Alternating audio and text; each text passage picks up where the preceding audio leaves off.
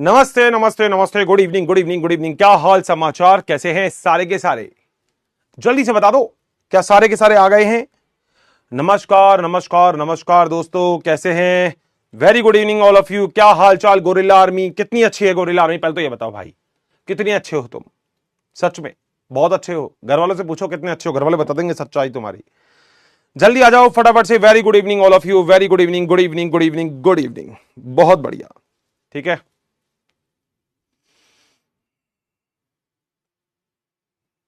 आज 2-3 काम कर दूंगा जिससे बहुत सारे बच्चों को जो दिक्कत है वो भी खत्म हो जाएगी। एनसीईआरटी एक बार पहले अपन पढ़ लेंगे। वैसे तो मेरे ख्याल से एनसीईआरटी अपन ने जो पढ़ ली वो तो ठीक है, मगर जहां कुछ बच्चों को लग रहा है हर्षित सर ये वाली चीज थोड़ी सी समझा दो, ये समझा दो, तो अपन एक बार एनसीईआरटी और पढ़ लेंगे। क्या कहते हो, सही है ना? आज एक छोटा सा काम अपन करने वाले हैं जो सभी लोगों को मजा भी आएगा। एक तो आज अपन आगे पढ़ेंगे ही पढ़ेंगे, मगर आज अपन एनसीईआरटी और पढ़ेंगे। वैसे तो पढ़ते ही हैं अपन डेली, बट एक बार एनसीईआरटी का क्विक रिवीजन कर लेंगे। क्विक रिवीजन,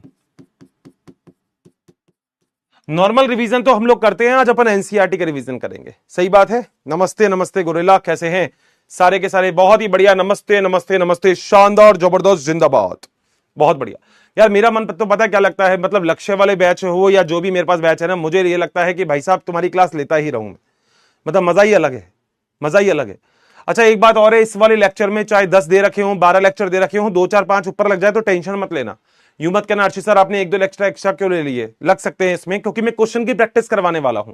मैं कोशिश ये करूंगा कि जैसे ही अपना लेक्चर खत्म हो जाएगा, जब मतलब या तो आधे से ज्यादा चैप्टर हो जाएगा तब की बात कर लेते हैं, तब क्वेश्चन लेके आएंगे बहुत सारे, ठीक है? क्योंकि बहुत सारे बच्चों को ये भी अर्शी सर क्वेश्चन थोड़े से करवा दो, बढ़िया वाले झमाझम कर देंगे। सही है ना?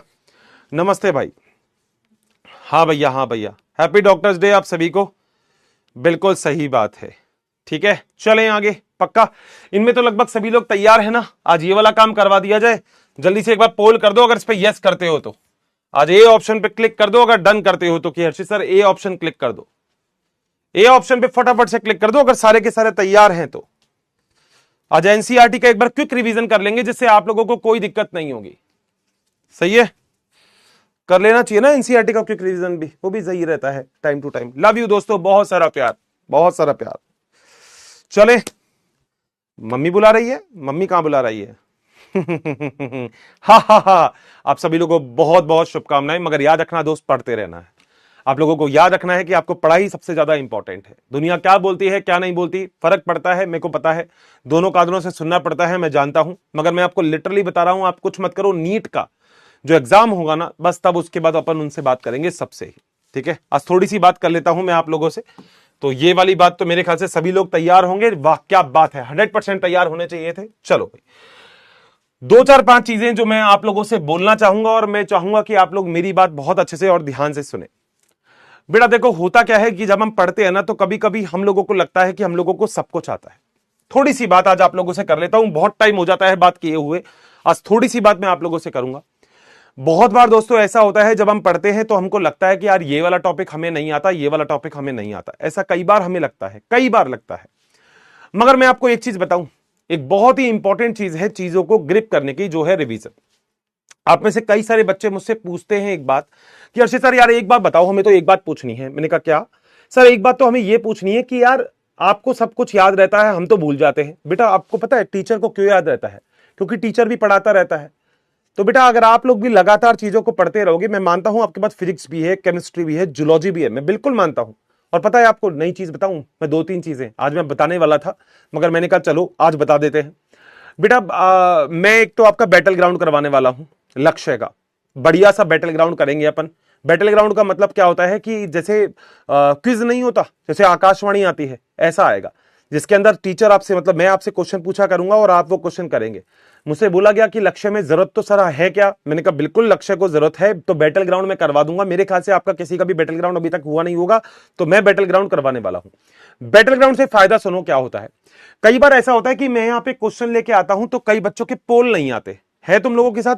बैटल ग्राउंड में शायद ये वाली प्रॉब्लम तुम्हारी सॉर्ट आउट हो जाएगी। बैटल ग्राउंड में तुम्हें ये वाली चीज नहीं दिखने को मिलेगी। बैटल ग्राउंड में कोई दिक्कत नहीं है, बैटल ग्राउंड में तुम्हें ये वाली प्रॉब्लम नहीं आएगी। तो एक बैटल ग्राउंड मैंने चालू करने के लिए सोचा है कि आप लोगों का बैटल ग्राउंड करवा दूं, यानी कि क्विज करवा दूं। क्विज करवा दूं, एक ऐसा क्विज जिसके अंदर लगभग लगभग आप सारे क्वेश्चन मेरे साथ साथ करते रहो।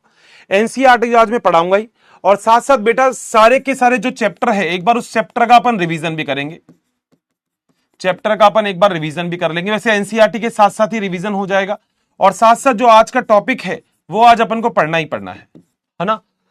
मेरे ख्याल से अब लगभग सारे के सारे क्वेश्चन जो आप लोगों के थे वो लगभग सारे क्वेश्चन आप लोगों के फुलफिल हो गए होंगे, जिसमें कई सारे बच्चे कई सारी चीज मांग करते हैं।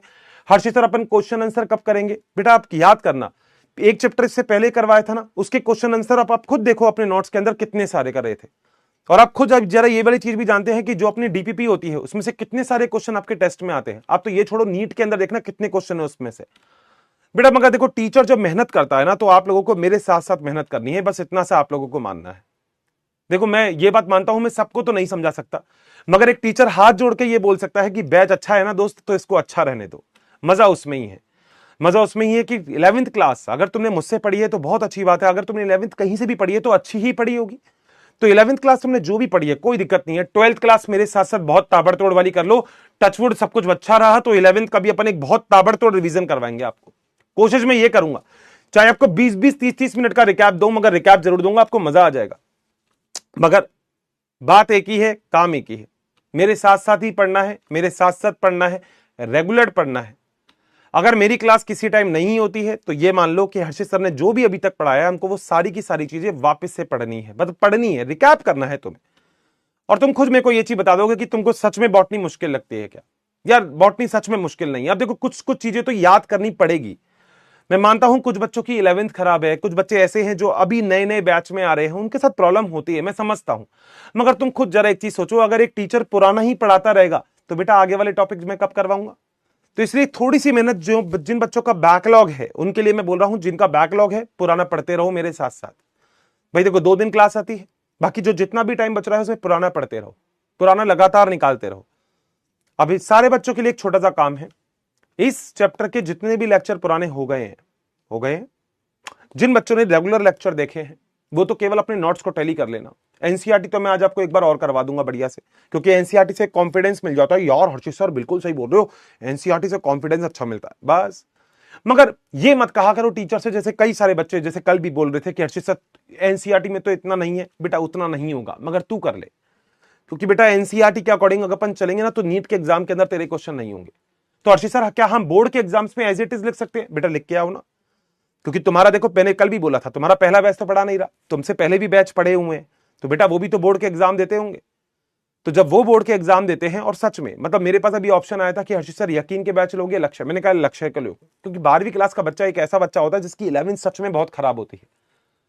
तो बेटा कहीं ना कहीं 11वीं खराब हो नहीं हो से मैटर नहीं करता, मगर मेरे साथ साथ मेहनत आपको करनी बहुत जरूरी है। ठीक है, चले अब देखो, सबसे पहले तो आज अपन आगे का टॉपिक पढ़ते हैं। आगे का टॉपिक का मतलब, और एक बार चैप्टर का हमें एक बार रिवीजन, वो रिवीजन तो हमारा एनसीईआरटी के साथ साथ ही हो जाएगा। ठीक है, चालू करें जरा, सारे बच्चे बिल्कुल एक बार साथ आ जाना। जो बच्चे नए नए इस लेक्चर के अंदर आए हैं, मैं फिर बोल रहा हूं चैप्टर हो सकता है आपको समझ में नहीं आए, हो सकता है रिकैप आपको समझ में नहीं आए, तो बेटा पुराने लेक्चर जरूर देख लेना। ठीक है, आ जाओ बेटा। आज अपन जो चीज पढ़ेंगे, जो अपन ने कल भी पढ़ी थी, वो हमारे पास था एक टॉपिक जिसका नाम था अनुलेखन। हमारा कंटिन्यू टॉपिक चल रहा था अनुलेखन, और अनुलेखन को इंग्लिश में हमने बोला था ट्रांसक्रिप्शन।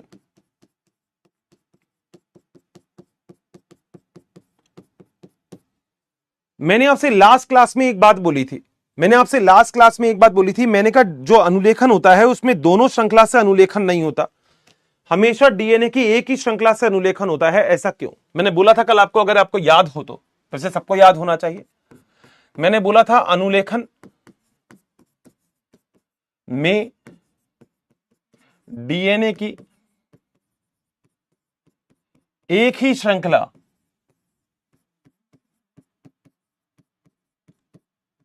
भाग लेती है। बेटा हैंडराइटिंग बता देना, समझ में आ रही है ना? कई लोगों को पता नहीं मेरी हैंडराइटिंग नहीं, सब क्यों नहीं समझ में आती। मैं वैसे इतना बेकार भी नहीं लिखता हूं, मगर बेटा ठीक है चलो थोड़ी बहुत सुधार लूंगा। अब देखो तुम्हारी तो बेटा सुधर गई होगी, अब मेरी धीरे धीरे सुधर जाएगी, तुम बोलोगे तो ठीक है ना। वैसे तो समझ में तो आती होगी बेटा, हैंडराइटिंग इतनी भी बेकार नहीं है। अब आओ जरा देखो जरा अनुलेखन कैसे होता है। मान लो ये डीएनए है, हम जानते हैं डीएनए कितनी श्रृंखला का बना होता है? 2 श्रृंखला का। ठीक है, मैंने बना दी डीएनए की 2 श्रृंखला। हम सभी लोगों को पता है डीएनए में अगर एक श्रृंखला 5' से 3' होगी तो दूसरी श्रृंखला 5' से 3' होगी। बताओ क्या ये वाली बात क्लियर है? ये वाली बात सभी लोगों को क्लियर है? मेरे पास डीएनए है। हर्षी सर मैं कैसे मानूं कि ये डीएनए ही है? बेटा आप ऐसे मानो कि ये डीएनए है कि अगर मैं यहां पे डीएनए पे लिखता हूं adenine, thymine, guanine, cytosine, adenine, thymine, guanine, अगर मैं ऐसे लिखता हूं तो डीएनए के सामने क्या आएगा? एडिनिन के सामने आएगा थाइमीन, फिर आएगा एडिनिन, फिर आएगा साइटोसिन, फिर आएगा ग्वानिन, फिर आएगा थाइमीन, फिर आएगा एडिनिन, फिर आएगा साइटोसिन। ये सभी लोगों को पता है। जो बच्चा मेरी क्लास में नया नया आया है उसको मैं बता देता हूं, डीएनए में एडिनिन के सामने थाइमीन आता है 2 हाइड्रोजन बंधों के द्वारा, और ग्वानिन के सामने साइटोसिन आता है 3 हाइड्रोजन बंधों के द्वारा। सभी लोगों को यहां तक पॉइंट क्लियर है? जहां दिक्कत हो मुझसे बोल देना, अभी तो पुराना ही बता रहा हूं। अब मेरा पॉइंट क्या है कि डीएनए अनुलेखन में डीएनए की एक ही श्रृंखला भाग लेती है, दूसरी नहीं लेती। क्यों नहीं लेती बताता हूं। मान लो बेटा ये डीएनए है, आप सभी लोगों को पता है कि ये वाला भी डीएनए है आपका और ये भी डीएनए है, सभी लोगों को पता है। मान लो अगर मैं डीएनए की दोनों श्रृंखला से आरएनए बनाता हूं तो ऊपर वाली श्रृंखला से भी डीएनए का आरएनए बनेगा। मान लो ये बन गया, ये बन गया, और नीचे वाली श्रृंखला से भी डीएनए का आरएनए बनेगा। मानो ये बन गया। डन है। डीएनए से आरएनए बनाने का मतलब क्या होता है? डीएनए से आरएनए बनाने का मतलब समझना जरा ध्यान से, डीएनए से आरएनए कैसे बनेगा, आपको कंफ्यूज नहीं होना है। अगर यहां एडिनिन है तो सामने, अब ये क्या है? ये क्या बना रहा हूं? ये बना रहा हूं मैं आरएनए। ये भी क्या बना रहा हूं मैं? आरएनए। तो डीएनए से आरएनए बनाओगे तो कैसे बनाओगे? डीएनए से आरएनए बनाओगे तो आपके बनाने का सबसे बढ़िया तरीका है, जहां एडिनिन है और अगर सामने डीएनए बना रहा होता तो यहां पे थाइमिन लिखता, मगर बेटा एडिनिन के सामने लिखूंगा मैं यूरासिल। बोलो बात सही। थाइमिन के सामने लिखूंगा एडिनिन, ग्वानिन के सामने लिखूंगा साइटोसिन, साइटोसिन के सामने लिखूंगा ग्वानिन, एडिनिन के सामने लिखूंगा यूरासिल, थाइमिन के सामने एडिनिन और ये साइटोसिन। बोलो बात सही। अगर आप ध्यान से देखोगे तो मैंने आरएनए बना दिया डीएनए से, डीएनए के अंदर जो भी सूचना थी उसको मैंने आरएनए में कन्वर्ट कर दिया है। सही बात है, डीएनए से आरएनए बनाना आपको पता था। मैं कभी से जब क्लास स्टार्ट हुई थी तब से ये बात बोल रहा था कि आरएनए के अंदर केवल थाइमिन की जगह यूरासिल आ जाता है, तो डीएनए से आरएनए बना दिया मैंने। नीचे वाली श्रृंखला से भी डीएनए से आरएनए बनाओ, तुम खुद बनाओ। थाइमिन के सामने क्या आएगा? एडिनिन। एडिनिन के सामने थाइमिन आता है, मगर आरएनए के अंदर क्या आता है? यूरासिल। साइटोसिन के सामने ग्वानिन, इसके सामने साइटोसिन, इसके सामने एडिनिन, इसके सामने यूरासिल, इसके सामने ग्वानिन। बोलो क्या पॉइंट क्लियर है? 100%। क्या आप सभी लोगों को दिख रहा है कि मैंने डीएनए से आरएनए बनाया, मैंने डीएनए से आरएनए बनाया? सभी लोगों को यह बात क्लियर है? मगर बेटा मैंने ऊपर क्या लिखा है देखो, अनुलेखन में डीएनए की केवल एक ही श्रृंखला भाग लेती है। अगर दोनों ही श्रृंखला से आपने डीएनए बना दिया तो देखो पंगा क्या होगा। पंगा देखना बेटा, पंगा क्या है। अगर आपने ऐसा काम कर लिया तो बेटा पंगा क्या होता है कि ग्वानिन और साइटोसिन के बीच में भी बंध बन जाएगा, एडिनिन यूरासिल के बीच में भी बंध बन जाएगा, ग्वानिन साइटोसिन के बीच में बंध बन जाएगा, यहां बंध बन जाएगा, यहां बंध बन जाएगा, यहां बंध बन जाएगा। और बेटा अगर आपको याद हो तो मैंने बोला था आरएनए हमेशा एक श्रृंखला का होता है, 2 श्रृंखला का होता ही नहीं है। यहां पे आरएनए आपको कितनी श्रृंखला का दिख रहा है? 2 श्रृंखला का। तो यहां पे एक पॉइंट लिख रहा हूं, नीचे लिख देता हूं,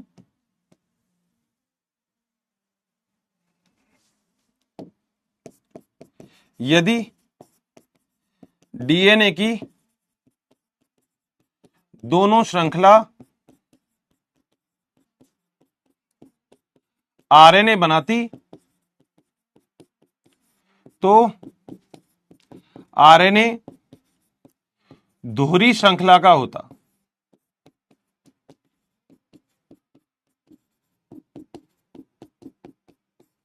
बोलो बात सही है। मगर आपको पता है आरएनए तो एकल श्रृंखला का होता है। आरएनए एकल, एकल श्रृंखला का मतलब एक ही श्रृंखला पाई जाती है, बस एकल श्रृंखला का होता है। बताओ क्या मेरा पॉइंट क्लियर है क्या? तो क्या आप ये चीज सही मानोगे क्या? नहीं, आप कहोगे अर्चित सर ये चीज तो गलत है। गलत है बेटा, देखो ये गलत है, ये गलत है, गलत है। अरे ये गलत है। बोलो क्या मेरा पॉइंट क्लियर है सभी लोगों को? 100% बता दो, क्या बात बिल्कुल क्लियर है? क्या बिल्कुल अच्छे से मेरी बात समझ में आ गई क्या? अब देखो ये वाली चीज मैं सीधा सीधा आपको लिख भी सकता था, मगर आप लोगों को पता है कि डीएनए से आरएनए, देखो आपने प्रतिकृतियन तो पूरा पढ़ा है जिसमें आपने डीएनए से डीएनए बनाया, सभी लोगों को पता है डीएनए से जो डीएनए बनता है वो दोनों श्रृंखला से बनता है, मगर डीएनए से जो आरएनए बनेगा वो एक ही श्रृंखला से बनेगा, दो श्रृंखला से नहीं बनता।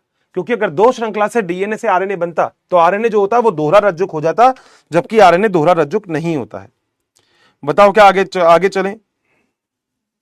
पक्का 100% मेरा ये वाला पॉइंट क्लियर हो गया, ये पूरी की पूरी बात क्लियर है डायग्राम के साथ। अब आगे आ जाओ बेटा, आरएनए निर्माण के लिए, आरएनए निर्माण के लिए RNA polymerase enzyme, RNA polymerase enzyme आवश्यक होता है। ध्यान से सुनना, अगर आप आरएनए का निर्माण करोगे तो उसके लिए कौन सा एंजाइम यूज में आएगा? RNA polymerase. मगर बेटा आरएनए पॉलीमरेज ना ग्रुप ऑफ एंजाइम होता है, एंजाइम का समूह होता है। अगला पॉइंट, आरएनए पॉलीमरेज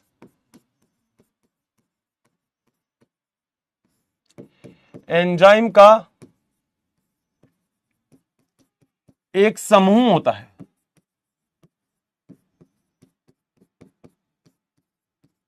कुछ बच्चे फिर बोलेंगे कि हर्षित सर यार ये वाली चीज तो एनसीईआरटी में नहीं है। बेटा कोई बात नहीं, तो नीट का एग्जाम भी तो देना है ना, तो बस याद कर ले, मेरे साथ साथ याद कर लियो बस, ठीक है? मेरे साथ साथ याद करना है तुझे। चलें आगे, पक्का सुनते रहना, बस मेरी बात सुनते रहना, बस मजा आ जाएगा आपको। सुनो क्या लिखा मैंने लिखा आरएनए पॉलीमरेज एंजाइम का एक समूह होता है। बोलो बात सही है? समूह का मतलब बहुत सारे एंजाइम इसमें पाए जाते हैं, ठीक बात है। आ जाओ, कौन कौन सा? ये जो समूह होता है, समूह को कोर एंजाइम कहा जाता है। कौन सा एंजाइम कहते हैं? Core enzyme. कोर का मतलब समूह, ग्रुप ऑफ एंजाइम है। कौन कौन से होते हैं इस कोर एंजाइम में? बेटा ये कोर एंजाइम जो होता है, बस इतना आपको याद रखना है, ज्यादा कुछ नहीं, जितना मैं पढ़ा रहा हूं बस इतना। कोर एंजाइम में अल्फा होता है, अल्फा डैश होता है, बीटा होता है, बीटा डैश होता है और ओमेगा होता है। बोलो बात सही है? कौन कौन से होते हैं? Alpha, alpha dash, beta, beta dash और ओमेगा। आपको इनके काम के बारे में कुछ भी याद नहीं रखना है, फिर बोल रहा हूं, मत चलना मेरे से आगे। जिसको सच में बहुत आलतू फालतू पढ़ने की आदत है, बहुत ज्यादा पढ़ने की आदत है, वो पढ़ सकता है, मगर जो कोर एंजाइम होते हैं वो बेटा इन सारे एंजाइमों से मिलकर बने होते हैं, alpha, alpha dash, beta, beta dash और ओमेगा। बोलो बात सही है? नीट के एग्जाम में कभी कोई पूछे कि कितने कोर एंजाइम पाए जाते हैं, तो आप बोलोगे 5 एंजाइम होते हैं जो कि कोर एंजाइम होते हैं। कौन कौन से? मेरे साथ साथ बोलेंगे सारे के सारे लोग, घर पे कोई बैठा हो उससे फर्क नहीं पड़ता, चिल्ला के बोलो। बोलो alpha, alpha dash, beta, beta dash और ओमेगा। बस दोबारा बोलो, फटाफट से बोलो, alpha, alpha dash, beta, beta dash और ओमेगा। बोलो बोल लिया क्या सभी लोगों ने? यहां तक का पॉइंट सभी लोगों को क्लियर है? नीट के एग्जाम में कोई आपसे कहता है कि टोटल कितने एंजाइम यहां पे पाए जाते हैं, तो आप बोलेंगे 5 एंजाइम होते हैं जिन्हें हम कोर एंजाइम बोलते हैं। यहां तक मेरा पॉइंट क्लियर? मगर ये कोर एंजाइम का मतलब क्या हुआ? बेटा जनरेटर देखा है तुमने? जनरेटर, अरे वो वाला जनरेटर जो रस्सी से बांध के खींच के चलाया जाता है, लड़कों लड़कियों तुम सबने देखा होगा। अगर तुमने जनरेटर देखा है जो रस्सी से बांध के ऐसे खींच के चलाया जाता है, तो जो जनरेटर है वो तो ये कोर एंजाइम है। तो कोर एंजाइम का मतलब तो हो गया जनरेटर। मगर बेटा जनरेटर को चालू करने के लिए जो तुम्हें रस्सी चाहिए, उस रस्सी को हम बोलते हैं सिग्मा कारक। तो नीचे एक लाइन लिख रहा हूं, बस वो लाइन याद रखना, कोर एंजाइम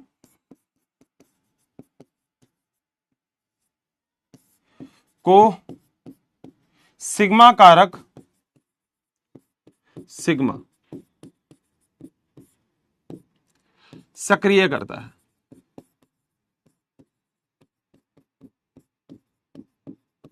बोलो क्या पॉइंट क्लियर? डायग्राम से या थ्योरी से जिस बच्चे को लग रहा है सर मुझे तो नहीं समझ में आ रहा, तो बेटा कोई दिक्कत नहीं है, देख ये देखते को बना रहा हूं, एक डायग्राम बनाता हूं, देख अल्फा, यहां देखना alpha, alpha dash, beta, beta dash और ओमेगा। बोल बात सही है? कौन कौन से एंजाइम हो गए लिख रहा हूं मैं। ये हो गया बेटा अल्फा, ये हो गया अल्फा डैश, ये हो गया बीटा, ये हो गया बीटा डैश और ये हो गया ओमेगा। सही बात है। इन सारे एंजाइम को अगर मैं मिला देता हूं, इन सभी एंजाइम को अगर मैंने मिला दिया तो ये एंजाइम कौन से एंजाइम हो गए? इस एंजाइम को बोलता हूं मैं कोर एंजाइम, मगर ये असक्रिय है, बीच में लिख देता हूं असक्रिय कोर एंजाइम। बोलो बात सही, असक्रिय है। मगर बेटा जब कभी भी तूने अगर इसमें एक छोटा सा काम कर दिया, क्या काम कर दिया, इसकी एज इट इज कॉपी कर लेता हूं, ये कॉपी कर ली, और तूने बेटा इसमें बस एक छोटा सा काम कर दिया, और वो क्या कर दिया, वो कर दिया तूने एक काम, और वो काम ये है कि तूने इसमें जोड़ दिया सिग्मा कारक। कौन सा कारक? सिग्मा कारक। तो जैसे ही इसके साथ सिग्मा कारक जुड़ जाएगा, मान ले यहीं पे ही जुड़ गया सिग्मा कारक, ये जुड़ गया, जुड़ गया, तो बेटा ये वाला अब एंजाइम कैसा हो जाएगा? सक्रिय एंजाइम, सक्रिय एंजाइम। यानी कि अगर तुझसे कोई बात पूछे कि जो आरएनए पॉलीमरेज एंजाइम होता है वो असक्रिय है तो तू ये बोलेगा, सक्रिय है तो तू ये बोलेगा। बोलो बात सही है क्या? ये जो मैंने यहां पे लिखा हुआ है उसी को ही एक्सप्लेन कर दिया। मैंने बोला कि अगर आपको डीएनए से आरएनए बनाना है तो हमको आरएनए पॉलीमरेज एंजाइम की आवश्यकता होगी। जो आरएनए पॉलीमरेज एंजाइम होता है वो दो एंजाइमों से मिलकर बना होता है, समूह होता है, जिसमें एक एंजाइम होता है कोर एंजाइम। कोर एंजाइम में 5 एंजाइम पाए जाते हैं, मगर इन पांचों एंजाइम को सक्रिय करने का कार्य सिग्मा कारक करता है। कौन सा कारक करता है? सिग्मा कारक करता है। सही बात। और ये मैंने यहां पे डायग्राम बना दिया कि कोर एंजाइम को सक्रिय करने का काम कौन कर रहा है? सिग्मा कारक। बोलो क्या पॉइंट क्लियर है क्या? 100% डन है। हर्षित सर आपने इसको तो कोर एंजाइम बोला था, तो इसे क्या बोलेंगे? जैसे ही सिग्मा कारक जुड़ जाता है तो इसे होलो एंजाइम कहते हैं, होलो एंजाइम। बोलो बात सही है? नीचे लिख देता हूं, दिक्कत नहीं आएगी। सिग्मा कारक प्लस कोर एंजाइम बराबर होलो एंजाइम।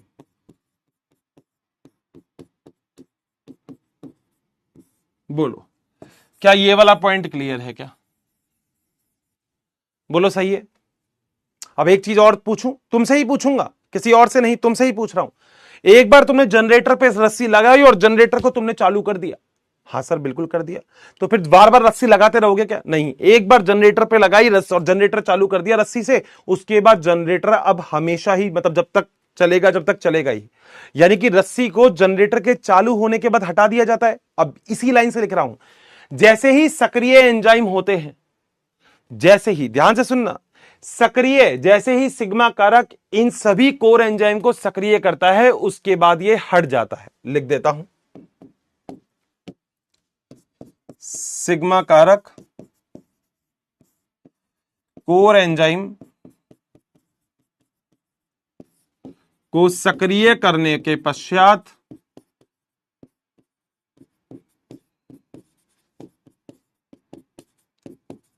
हट जाता है। बता दो, डन कर दो। अगर मेरी सारी की सारी बात जो मैंने सामने लिखी है डायग्राम में वो सभी लोगों को क्लियर है तो डन कर दो फटाफट से। ओके कर दो। अर्चित सर ओके है, बिल्कुल कोई दिक्कत नहीं है। कैसी भी, यहां तक हमने पूरा कर लिया। पढ़ के देख लो एक बार जरा, जो मैंने लिखा है क्या वो क्लियर है क्या?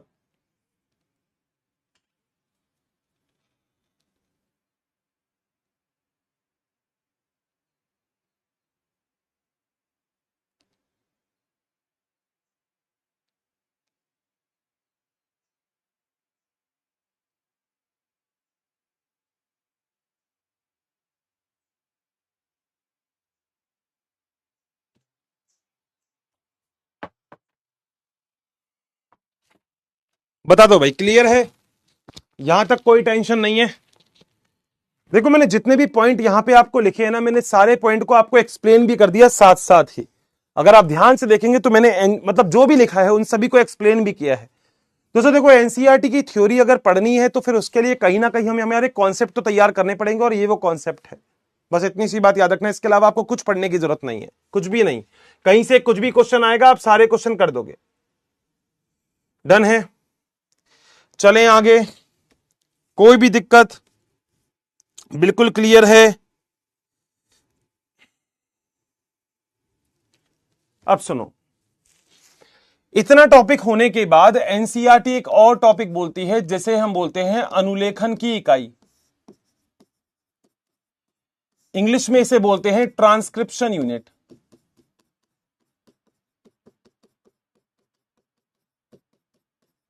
ये क्या होता है बेटा? देखो मेरी लाइन याद रखना, क्योंकि लाइन से ही क्वेश्चन बनेंगे। मैंने बोला था कि पूरे डीएनए से तो डीएनए बना सकते हो, मगर पूरे डीएनए से आरएनए नहीं बनता। तो डीएनए का वो भाग जो आरएनए निर्माण में सहायक होता है उसे अनुलेखन इकाई बोलते हैं। लिख देता हूं, हैंडराइटिंग तो समझ में आ रही है ना? डीएनए का वह भाग जो आरएनए निर्माण में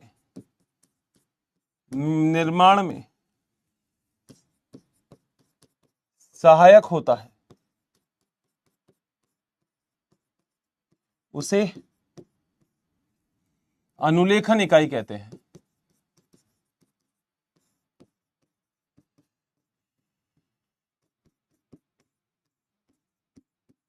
बोलो, क्या मेरा लाइन क्लियर है? पक्का?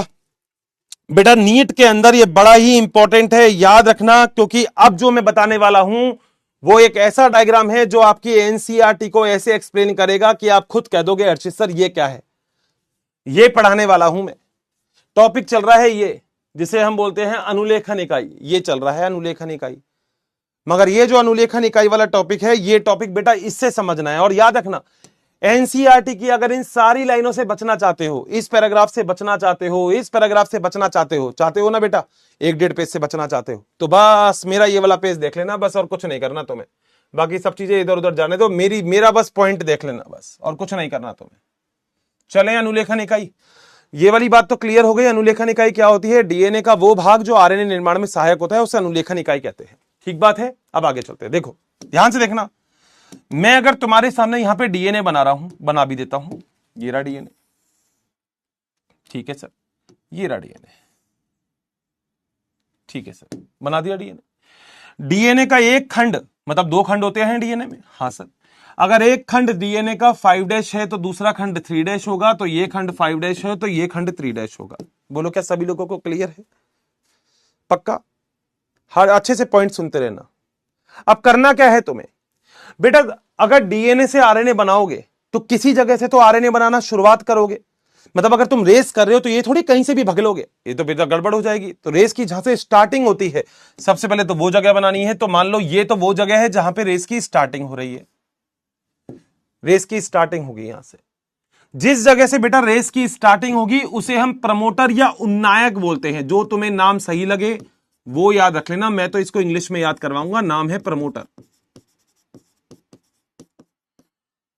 तुमसे कोई कहता है जहां से रेस की शुरुआत होती है वो क्या होता है, तो आप बोलेंगे उन्नायक या प्रमोटर। और बेटा जहां पे रेस खत्म होगी, हाँ सर वो जगह भी होगी जहां पे रेस खत्म होगी। मान लो ये है, ये होता है समायक या टर्मिनेटर, ये होता है समापक, या इसे बोलते हैं टर्मिनेटर। बोलो क्या पॉइंट क्लियर है?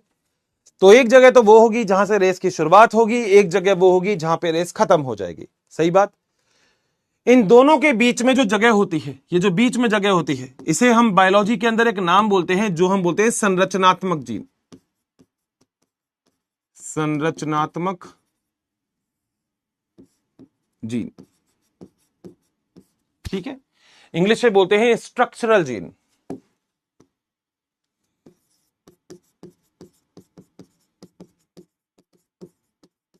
बोलो क्या पॉइंट क्लियर है क्या? दोबारा बोल रहा हूं, ध्यान से सुन लेना। जहां से रेस की शुरुआत होगी उसे नायक बोलेंगे, जहां पे रेस खत्म हो जाएगी उसे क्या बोलेंगे? समापक बोलेंगे। सही बात है? क्या मैं बोल सकता हूं कि उन्नायक जो होता है ये संरचनात्मक जीन से पहले होता है? क्या मैं ये वाली बात भी बोल सकता हूं? क्या सर? कि जो उन्नायक होता है, उन्नायक, ये संरचनात्मक जीन से पहले होता है, संरचनात्मक जीन से पूर्व उपस्थित।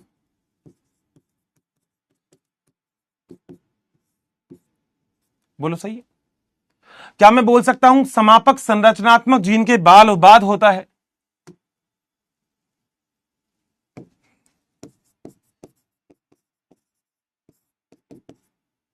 समापक संरचनात्मक जीन के बाद।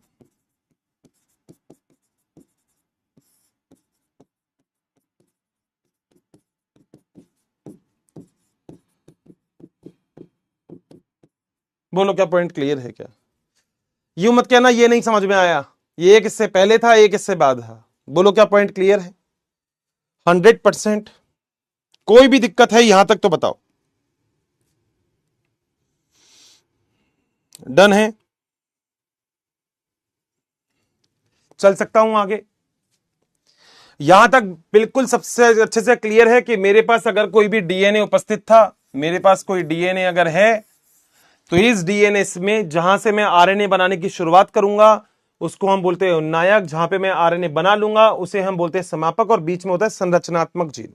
सही बात है? यहां तक कोई दिक्कत है तो बता दो।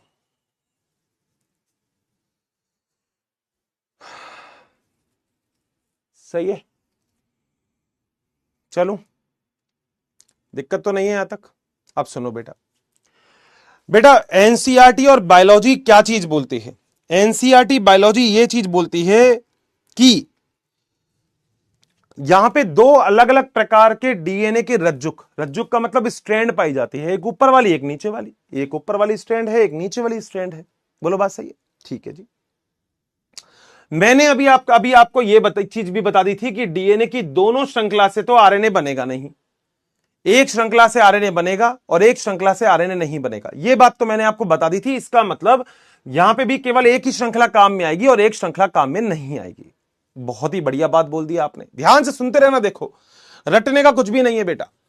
मैं कह रहा हूं आज अगर इतना ही टॉपिक हो तो मजा आ जाए, कोई दिक्कत नहीं है। मुझे कभी भगाने में मजा नहीं आता बेटा। सिलेबस मेरा थोड़ी, सिलेबस तो तुम्हारा पूरा करना है मुझे। मेरा तो बेटा सिलेबस हो गया, तुम्हारा सिलेबस पूरा होना चाहिए। तो मैं आपसे बोल सकता हूं कि जिस डीएनए की श्रृंखला से आप सच में आरएनए बनाना चाहते हो उसे हम बोलते हैं कोडिंग स्थल।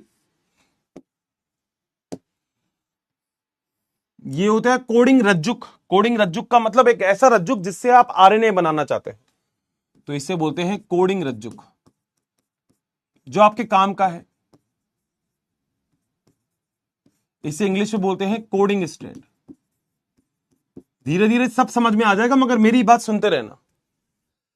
मगर एक ऐसी श्रृंखला भी होगी जिस श्रृंखला से मुझे कोई ज्यादा मतलब नहीं है, इसका मतलब नीचे वाली श्रृंखला होगी नॉन कोडिंग रज्जुक। नॉन कोडिंग, नॉन कोडिंग रज्जुक, या बोलते हैं नॉन कोडिंग स्ट्रैंड।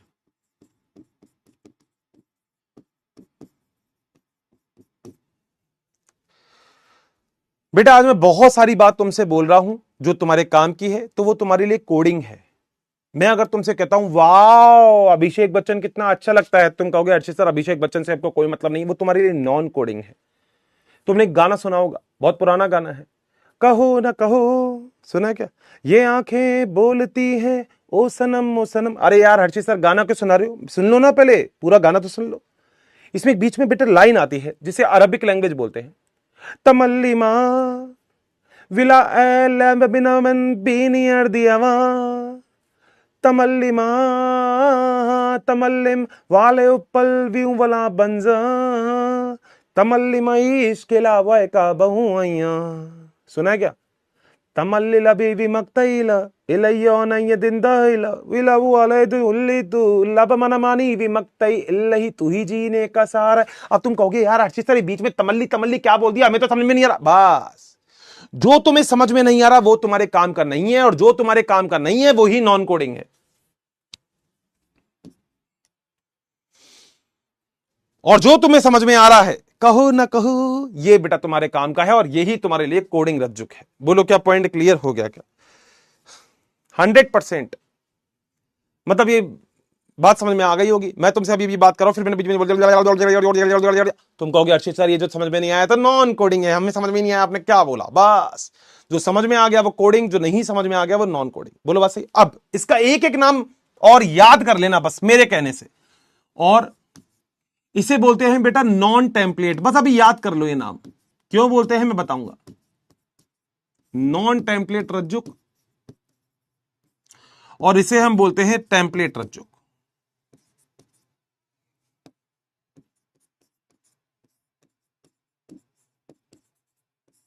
बोलो बात सही। ये याद कर लेना क्यों बोलते हैं भी बताऊंगा, सब धीरे धीरे सब चीजें आ जाएगी। बोलो क्या पॉइंट क्लियर है। डायग्राम देखते रहना बेटा, ये डायग्राम है जो तुम्हारी थ्योरी खत्म कर देगा। बोलो बात सही है। अब अगर तुमसे कोई पूछता है कि कोडिंग रज्जुक क्या होता है, ध्यान से सुनना नहीं तो रट लेना बेटा, जो समझेगा वो समझ लेगा, नहीं तो वो रटने वाले भी लोग होंगे। अगर कोई पूछेगा कोडिंग रज्जुक क्या होता है, तो आप बोलेंगे कोडिंग रज्जुक वो होता है, ध्यान से सुनना, कोडिंग रज्जुक वो होता है जो, यानी कि मतलब, या फिर उन्नायक क्या होता है, उन्नायक वो होता है जो कोडिंग रज्जुक के 5 डैश की तरफ और नॉन कोडिंग रज्जुक के 3 डैश की तरफ होता है। दोबारा बोल रहा हूं, ध्यान से सुनना। कोई पूछता है उन्नायक क्या होता है, तो आप बोलोगे उन्नायक जो होता है ये कोडिंग रज्जुक के 5 डैश की तरफ और नॉन कोडिंग रज्जुक के 3 डैश की तरफ होता है। बोलो क्या पॉइंट क्लियर है क्या। यही पॉइंट लिख रहा हूं। उन्नायक क्या होता है, कोडिंग रज्जुक के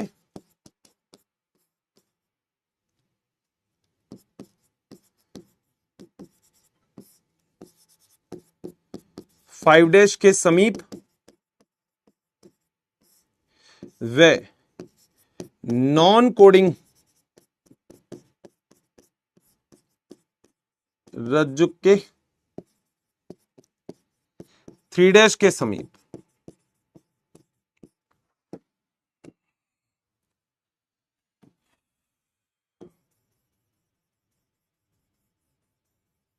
बोलो पॉइंट क्लियर।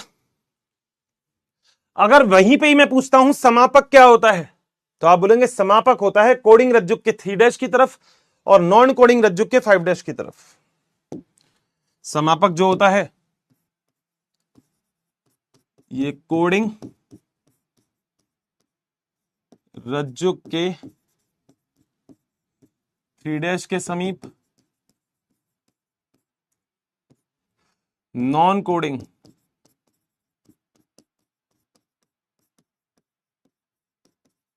रज्जुक के 5 डैश के समीप। अब बेटा पता है थ्योरी खत्म हो गई। अब तुम एनसीईआरटी की थ्योरी पढ़ोगे तो तुम कहोगे अर्षित सर हमें तो एनसीईआरटी की थ्योरी नहीं समझ में आती। कई बच्चों को यही मेरे से बोलना है, सर हमें एनसीईआरटी की थ्योरी नहीं समझ में आ रही। बेटा कोई बात नहीं, क्वेश्चन हो जाएंगे तुझसे। हमें थ्योरी के ऊपर ध्यान नहीं देना, हमें कॉन्सेप्ट को क्लियर करना, रटना नहीं है। इनमें देख लो जरा कुछ भी ऐसी बात है जो मैंने रटी है। एनसीईआरटी का एक ये डायग्राम है, देखो ये रहा है, ये एनसीईआरटी का डायग्राम है। जिस एनसीईआरटी के डायग्राम को ही समाज समझाया है मैंने तुम्हें, इस एनसीईआरटी के डायग्राम को ही समझाया है, बस इसको समझाया है यहां से ये। बोलो क्या पॉइंट क्लियर है क्या। कोई भी दिक्कत है यहां तक चले, पक्का बात क्लियर है, कॉन्सेप्ट बिल्कुल दिमाग में बिल्ड हो गया, कहीं कोई दिक्कत वाली, कोई समस्या वाली, कोई परेशानी वाली बात तो नहीं है। मैंने बोला ये डीएनए है जिससे आपको आरएनए बनाना है। डीएनए से जहां से आरएनए बनाओगे तो शुरुआत वाली जगह उन्नायक होती है, अंत वाली जगह समापक होती है और बीच में संरचनात्मक जीन होता है। जो उन्नायक होता है ये कोडिंग रज्जुक के 5 डैश की समय, जबकि नॉन कोडिंग के 3 डैश के पास होता है। जबकि जो समापक होता है ये कोडिंग के 3 डैश की तरफ और नॉन कोडिंग के 5 डैश की तरफ होता है। इसमें एक श्रृंखला वो होती है जिसे कोडिंग रज्जुक कहते हैं, दूसरी श्रृंखला को नॉन कोडिंग रज्जुक कहते हैं। इतना ही लिखवाया है बस। और बीच में संरचनात्मक जीन होता है। संरचनात्मक जीन वो होगा जिससे आरएनए बनेगा। लिख देता हूं बेटा,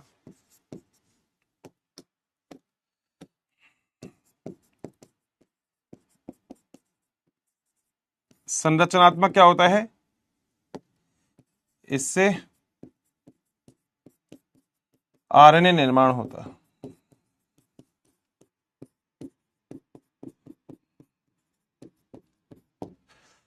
बोलो डन है क्या बात, कोई दिक्कत तो नहीं है। यही जो चीज मैंने बनाई है, यही चीज आपके एनसीईआरटी में ये लिख रखी है बस। अच्छा, अब एनसीईआरटी से कंफ्यूज मत होना। एनसीईआरटी ने डायग्राम को उल्टा कर दिया। एनसीईआरटी ने नीचे कोडिंग रज्जुक लिख दिया, ऊपर टेम्पलेट रज्जुक लिख दिया। मैंने ऊपर टेम्पलेट लिख दिया, नीचे कोडिंग लिख दिया।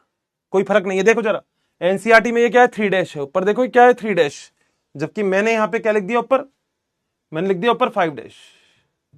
तो कंफ्यूज मत होना, तुम्हारे पास 2 अलग अलग डायग्राम हो जाएंगे, कोई टेंशन वाली बात नहीं, वो तो एक ही बात है। कॉन्सेप्ट तुम्हारे सेम रहेंगे, बस कॉन्सेप्ट सेम रहने चाहिए। बोलो बात सही है क्या? चले, क्योंकि अगर यहां पे भी एनसीईआरटी पढ़ोगे तो लिखा होगा कोडिंग रज्जुक के 3 डैश की तरफ जो होता है, ठीक है, वही पाया जाता है। नायक तो ज्यादा कंफ्यूज होने की जरूरत नहीं है, बस यही छोटी सी बात मेरे याद रखना, हल्की सी बात है, समझने वाली चीज है। डायग्राम कोई भी करो उससे कोई फर्क नहीं पड़ता, बस ये वाला डायग्राम मेरा वाला याद रख लेना, काम आ जाएगा। चलूं आगे, पक्का?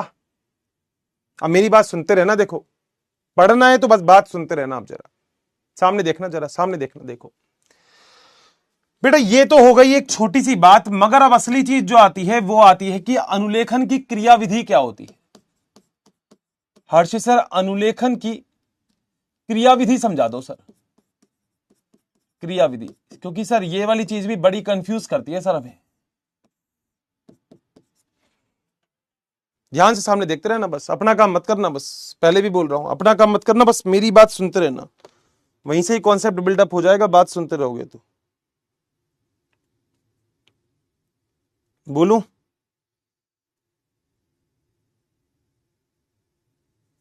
पक्का? सामने देखते रहना बस। देखो बेटा, मान लो सर, क्या मान लो अगर मेरे को कोई भी अभिक्रिया चालू करनी है, हां, तो मुझे अभिक्रिया चालू करनी है तो अभिक्रिया के 3 पद होते हैं, इसके 3 मुख्य पद हैं। पद का मतलब स्टेप्स, पहला स्टेप, दूसरा स्टेप और तीसरा स्टेप। पहला स्टेप जब चीजों को चालू करते हो, मतलब हिंदी में बोलते हैं प्रारंभन, इंग्लिश में बोलते हैं इनिशिएशन। दूसरा, जब चीज कम थोड़ा बढ़ाते हो यानी कि दीर्घीकरण, इसे हम बोलते हैं इलोंगेशन। और तीसरा होता है समापन, इसे हम बोलते हैं टर्मिनेशन।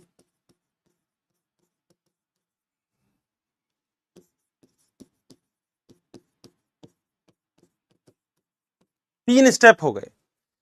पहला हो गया अभिक्रिया का प्रारंभन, दूसरा हो गया अभिक्रिया का दीर्घीकरण, तीसरा हो गया अभिक्रिया का समापन। सर बिल्कुल सही बात है, क्या तीनों स्टेप ऐसे ही याद करने हैं? बिल्कुल बेटा, ऐसे ही याद करने हैं। पहला क्या है? प्रारंभन है बेटा, पहला स्टेप लिख रहा हूं यहां पे, प्रारंभन। ध्यान से सुनते रहना बस मेरी बात, प्रारंभ,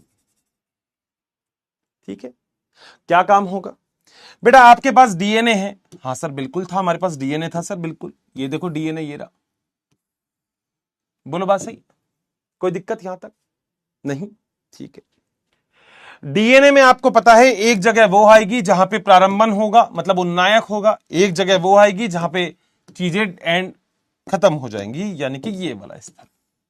बोलो क्या ऐसे ही मैंने बनाया था? अभी यही डायग्राम था और यही आपकी एनसीईआरटी में भी है। यही डायग्राम कहां है? आपकी एनसीईआरटी में भी है ये। तो जिस बच्चे को दिक्कत हो, मैं अब एनसीईआरटी वाले डायग्राम के अकॉर्डिंग बता देता हूं, मुझे कोई दिक्कत नहीं है, मैं तो किसी के भी अकॉर्डिंग बता सकता हूं। बोलो किसके अकॉर्डिंग बताऊं? एनसीईआरटी के अकॉर्डिंग बताऊं? आ जाओ, अब ये डायग्राम मैं एनसीईआरटी के अकॉर्डिंग बताता हूं। देखो, क्योंकि कुछ कहेंगे हर्षित सर एनसीईआरटी के अकॉर्डिंग बताओ, तो ये बेटा एनसीईआरटी के अकॉर्डिंग है। चलूं जरा एनसीईआरटी के अकॉर्डिंग? चलूं? ठीक है, दिमाग लगाना पड़ेगा बेटा, बिना दिमाग से तो देखो नहीं होगा, रट्टाफिकेशन तो है ही नहीं कुछ भी। एनसीईआरटी ने बोला था कि ये वाला खंड एनसीईआरटी बोलती है 3 डैश है, नीचे वाला 5 डैश है। ठीक है भैया, मैं भी ये रख देता हूं, ये 3 डैश रखा था एनसीईआरटी ने, 5 डैश रखा था, ये 3 डैश रखा था, नहीं ये 5 डैश रखा है, ये 3 डैश है। बोलो यही किया है एनसीईआरटी ने, डन है।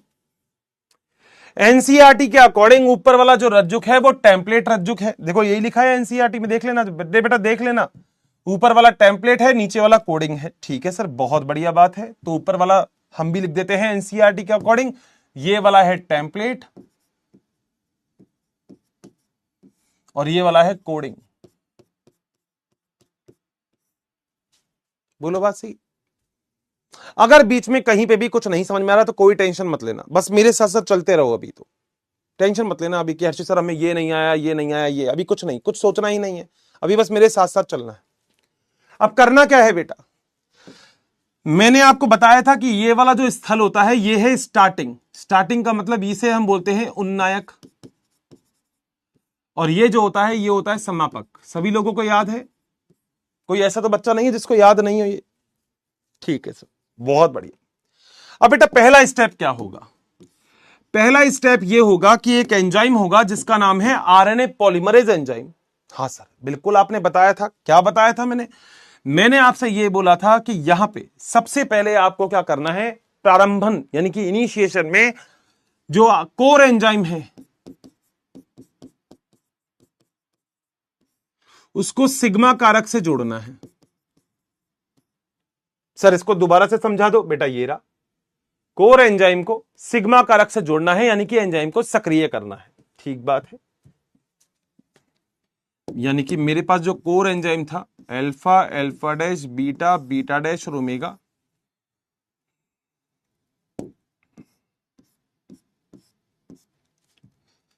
इसको सिग्मा कारक से जोड़ देना है।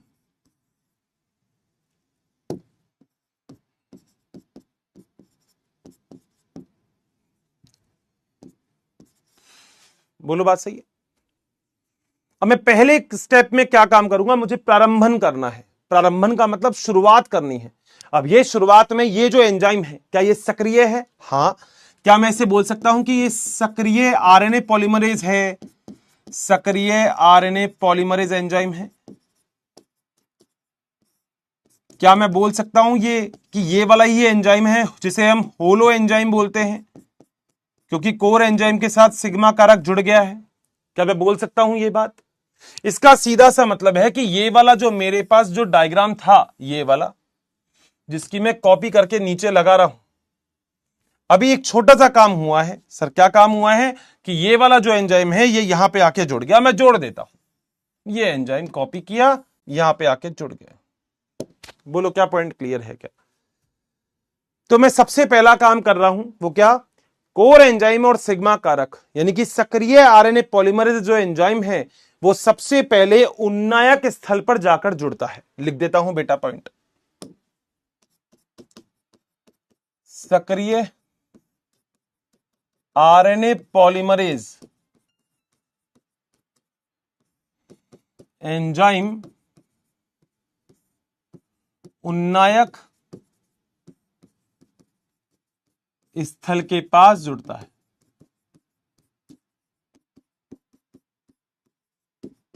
बोलो बात सही है? और अभिक्रिया का प्रारंभन करता है। यह अभिक्रिया का प्रारंभन करता है। बोलो क्या पॉइंट क्लियर है क्या? अभिक्रिया प्रारंभ हो गई बेटा।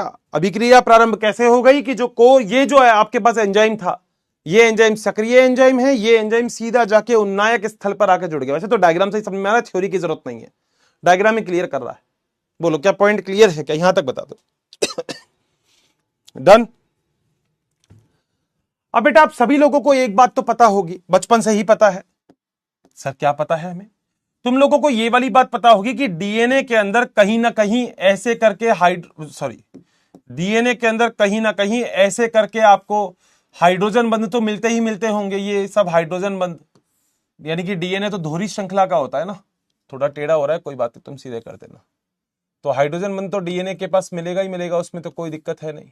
ये हाइड्रोजन बंध मिल रहा है यार, ये हाइड्रोजन बंध मिल रहा है। बोलो बात सही? ये हाइड्रोजन बंध मिल रहा है, दोबारा बनाना पड़ेगा, कोई दिक्कत नहीं, मैं तो कर दूंगा इसमें। तुम्हें समझ में आ जानी चाहिए बस मेरी बात।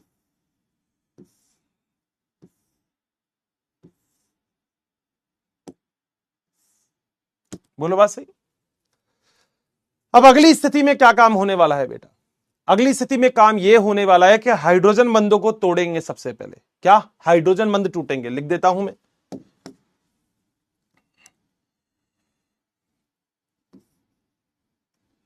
डीएनए में उपस्थित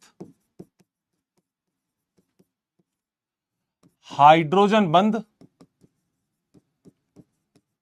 टूटते हैं। सर मतलब? मैं बताता हूं मतलब यह है कि ये जो आपका डीएनए था, कौन सा, सामने देखना, ये जो आपका डीएनए था, डायग्राम में मेहनत लगती है दोस्त बस, नहीं तो मैं तो कॉपी पेस्ट करके एनसीईआरटी का भी डायग्राम निकाल चिपका देता तुमको, मगर मैं बना देता हूं। ये जो तुम्हारा डीएनए था, ये वाला, ये जो तुम्हारा डीएनए है, यहां पे 3' था, यहां पे 5' था, यहां पे 5' था, यहां पे 3' था, ठीक बात है। यहां पे आपके हाइड्रोजन बंध, सॉरी थोड़ा सा छोटा कर देता हूं इसको,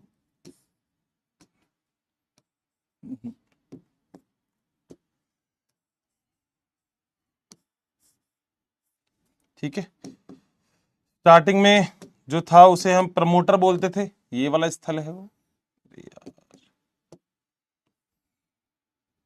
ठीक है।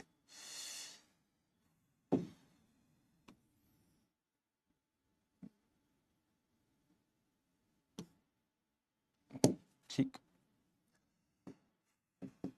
डायग्राम बना लेता हूं एक बार, फिर समझाता हूं।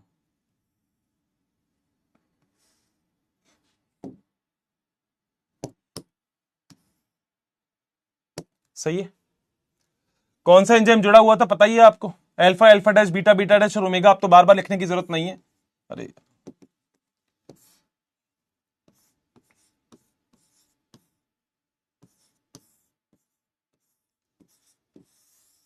बोलो बात सही।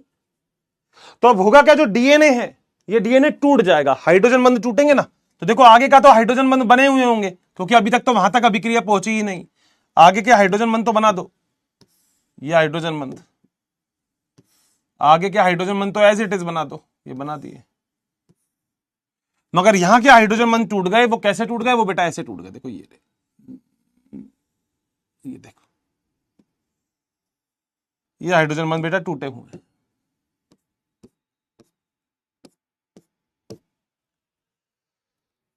मैंने क्या बनाया डायग्राम में, देखो ज्यादा कुछ मत देखना, बस डायग्राम में एक ही चीज देखना, ये जहां पे भी जुड़ा है, यहां के जो हाइड्रोजन बंध है वो टूटेंगे, तो डीएनए की श्रृंखला जो ऐसे है वो थोड़ी सी खुल जाएगी। देखो मैंने हाइड्रोजन बंध तोड़ दिए, डीएनए की श्रृंखला को खोल दिया। बताओ यहां तक पॉइंट क्लियर है क्या? पक्का? कोई भी दिक्कत? चलूं आगे? कोई भी दिक्कत है यहां तक?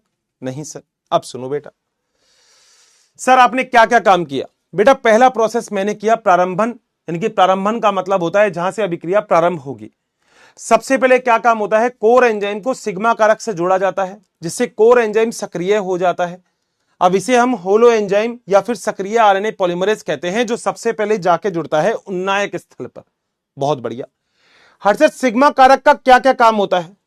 पहला काम तो सिग्मा कारक का है कोर एंजाइम को सक्रिय करना, बिल्कुल सर आपने लिखवा दिया।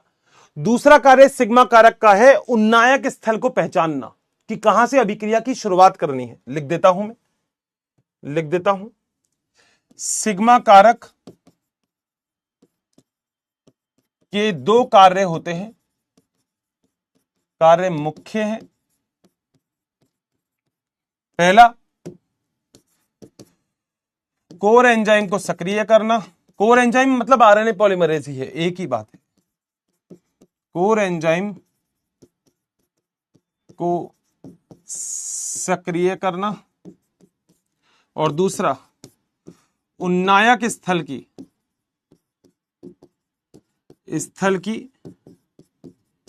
पहचान करना। बोलो क्या पॉइंट क्लियर है? स्टार पॉइंट है बेटा दोनों। सिग्मा कारक के दो काम है। पहला काम तो ये हो गया कि सारे के सारे एंजाइम जो हैं उनको सक्रिय कर देगा। सिग्मा कारक और जोड़ दो बेटा इसमें, फिर कहोगे अर्षित सर सिग्मा कारक भूल गए आप, ये ला बेटा सिग्मा कारक। बोलो बात सही है? कंफर्म? कोई दिक्कत? सिग्मा कारक ने दोनों कार्य कर दिए। पहला काम इन सारे एंजाइम को सक्रिय कर दिया, जो सारे एंजाइम्स में हाइड्रोजन बंधों को तोड़ दिया। ठीक बात। दूसरा कारक एक और कर लिया। क्या कर लिया? दूसरा कर लिया कि इसने प्रमोटर स्थल यानी कि जहां से अभिक्रिया की प्रारंभन होगा उसको पहचान लिया। बोलो डन है क्या बात? चलूं आगे। अब याद है आपको मैंने एक बात बोली थी, मैंने कहा जनरेटर में रस्सी लगाओगे तो रस्सी से जनरेटर स्टार्ट करने के बाद रस्सी को हटा दोगे। इसका सीधा सा मतलब है कि सिग्मा कारक का अब कोई कार्य नहीं है, अब सिग्मा कारक हट जाता है, तो हटा दो अब सिग्मा कारक को। अब आपको कुछ काम नहीं करना, यही डायग्राम रख देता हूं, ये एरो, ठीक है, कोई दिक्कत नहीं है, 100% लिख देता हूं। सक्रियण के पश्चात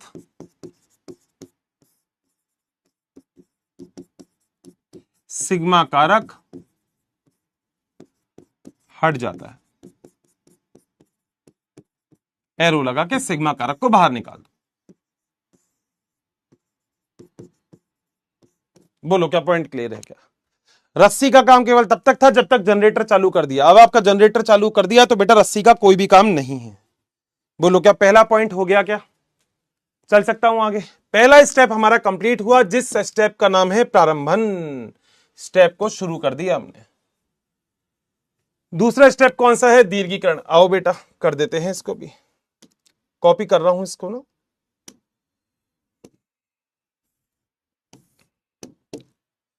जो काम का नहीं है वो मिटा देता हूं। सिग्मा कारक हट ही गया है, कोई दिक्कत नहीं है, ये हटा दिया, ठीक है। सेकंड स्टेप है बी, जिसे हम बोलते हैं दीर्घीकरण।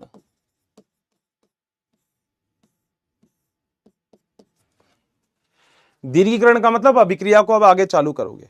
अब कैसे करोगे जरा देखो बेटा। मान लो डीएनए में ऊपर की तरफ उपस्थित है एडिनिन, थाइमीन, एडिनिन, ये उपस्थित है। तो अब आरएनए पॉलीमरेज एंजाइम क्या काम करेगा? आरएनए लगाएगा। और अगर आपको याद हो तो आरएनए बनाने के लिए हम लोगों को क्या क्या चाहिए? एटीपी, जीटीपी, सीटीपी और यूटीपी। याद कर लेना जरा। आरएनए निर्माण के लिए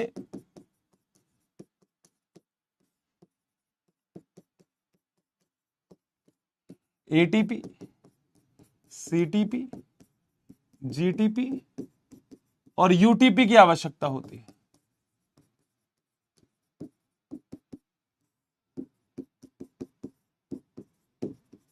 बोलो बात सही?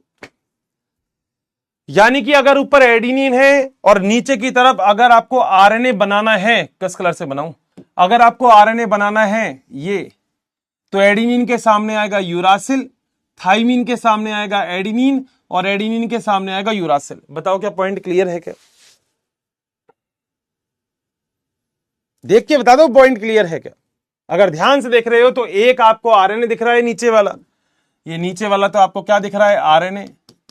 और अगर ध्यान से देखोगे तो ऊपर वाला क्या है? ये है डीएनए। तो आपको डीएनए भी दिख रहा है और आरएनए भी दिख रहा है, दोनों चीजें दिख रही है आपको। सही है क्या? बताते रहो बस, बात सही है क्या? चलूं अब बेटा धीरे धीरे क्या होगा, जो आरएनए पॉलीमरेज है वो धीरे धीरे डीएनए के ऊपर सरकेगा। दिख रहा हूं, आरएनए पॉलीमरेज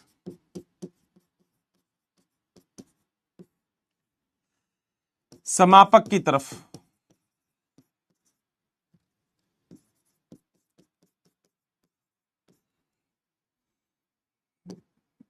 चलता है। डन है। अब क्या काम होगा मेरे ख्याल से आप लोग समझते होंगे, मैं एक डायग्राम बता रहा हूं, डायग्राम से ही क्लियर कर दूंगा। इसका मतलब ये वाली जो संरचना है आरएनए पॉलीमरेज धीरे धीरे आगे जाएगी। तो देखो कैसे होगा, पीछे से डीएनए बंद होता जाएगा, आगे डीएनए खुलता जाएगा और ये आगे आ गया। डायग्राम देख लेना बस, थ्योरी के ऊपर मत जाना। ये है मान लो 3 ये है मान लो 5 ये है मान लो 5 ये है मान लो 3 डायग्राम से समझ में आ जाएगी आपको कहानी। ये आपका समापक, ये था आपका स्टार्टिंग वाला उन्नायक, और यहां पे वापस से हाइड्रोजन बंध बनते जाएंगे, कोई दिक्कत वाली बात नहीं है। ये सब हाइड्रोजन बंध बन रहे हैं, यहां पे अब हाइड्रोजन बंध टूट गए और यहां पे वापस से बंधे होंगे। बोलो बात सही है क्या? धीरे धीरे आगे जा रहा है। और आरएनए पॉलीमरेज वो तो बनाना भूल गया, ये रहा RNA polymerase, alpha alpha dash beta beta dash और ओमेगा। बोलो बात सही, धीरे धीरे गति करता रहेगा आगे।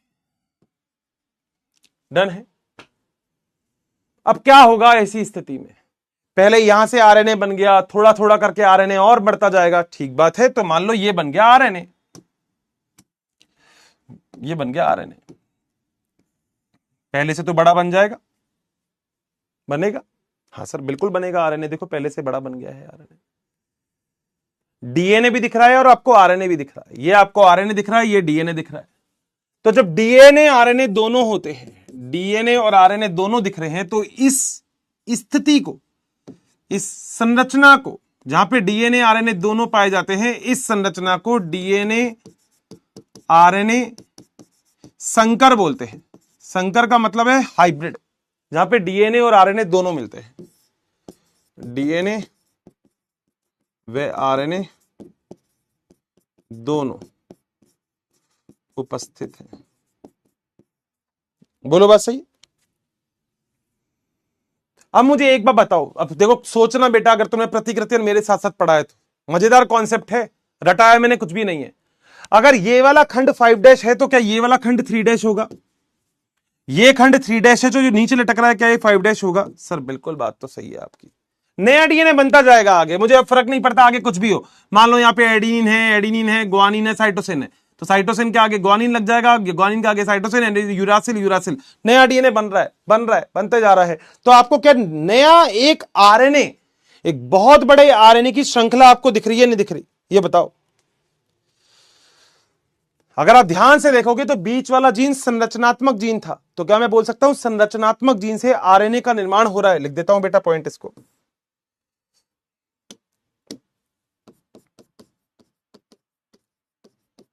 संरचनात्मक जीन से आरएनए पॉलीमरेज द्वारा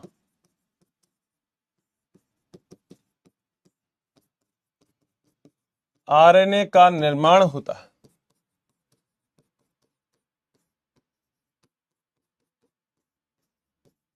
बोलो क्या पॉइंट क्लियर है? 100%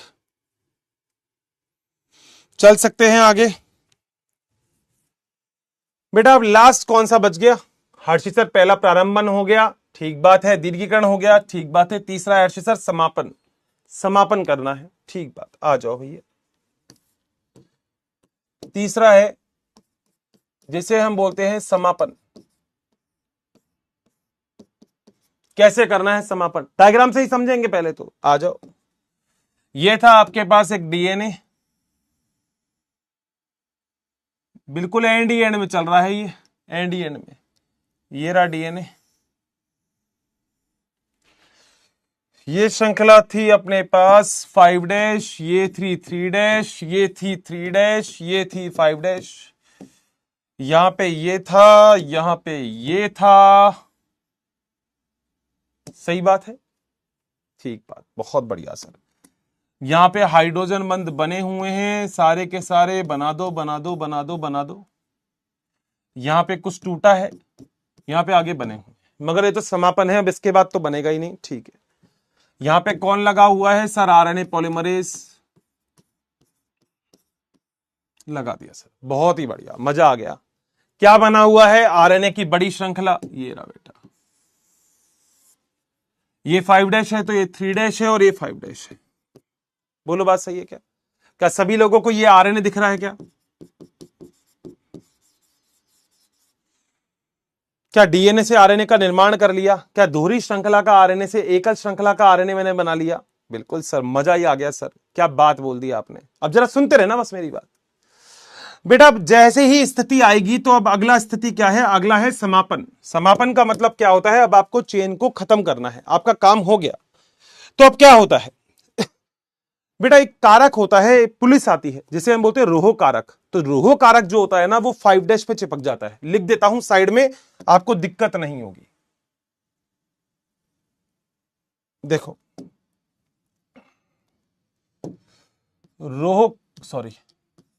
रोहो कारक, इसको बोलते हैं रोहो।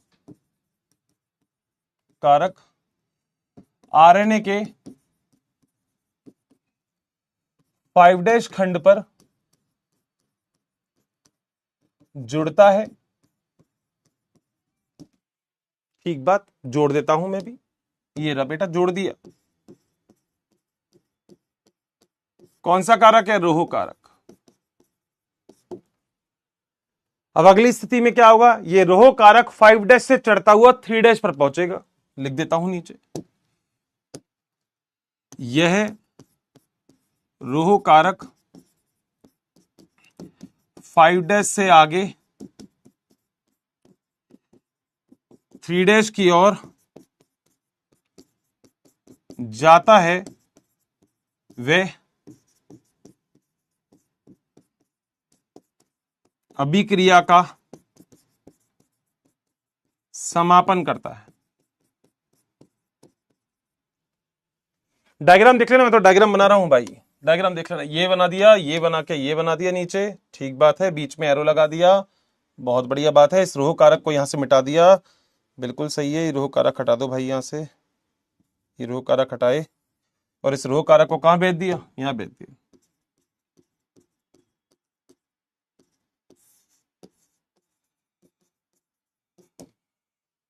ये रोह कारक ही होता है जो समापक कारक होता है। समापन का मतलब बस हो गया, आप चेन, अब कुछ भी देंगे। जैसे ही रोह कारक 3' पर पहुंचता है, वैसे ही अभिक्रिया का समापन हो जाता है। डीएनए, आरएनए पॉलीमरेज सब अलग अलग हो जाता है। लिख देता हूं, जैसे ही रोह कारक 3' पर पहुंचता है, अभिक्रिया का समापन हो जाता है। ठीक है, आरएनए पॉलीमरेज, डीएनए, आरएनए सभी अलग हो जाते हैं।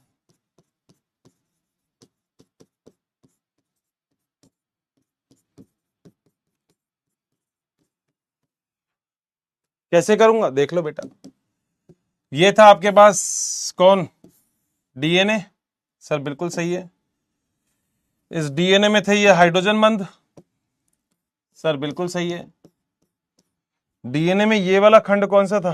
5', ये 3', ये 5', सॉरी ये 3', ये 5'। यहां पे था एक समापक, ठीक बात है। यहां पे था आरंभन, ठीक बात है। ये आपका है आरएनए पॉलीमरेज, आरएनए पॉलीमरेज। और ये आपका साथ में क्या मिल गया आपको? आरएनए 3', 5'। बोलो क्या पॉइंट क्लियर है क्या? डीएनए से क्या बना दिया?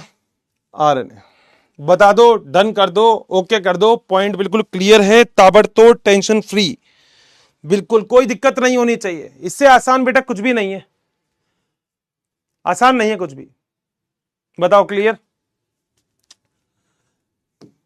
एक छोटा सा काम कर देता हूं।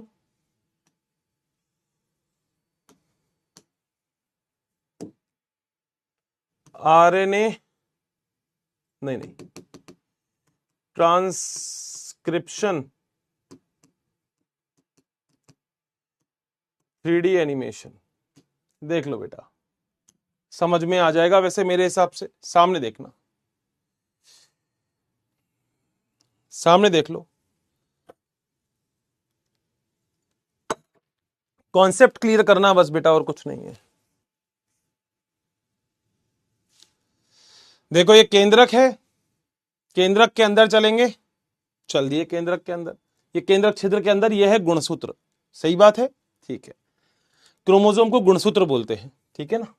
गुणसूत्र में से ये जो निकलता है, आपको बताया था मैंने पूरा, ये हिस्टोन प्रोटीन होते हैं जिससे डीएनए पूरा लिपटा हुआ रहता है। याद है, 1 से 3/4 बार लिपटा हुआ रहता है। बहुत बढ़िया, ये डीएनए है आपकी संरचना, बहुत ही बढ़िया।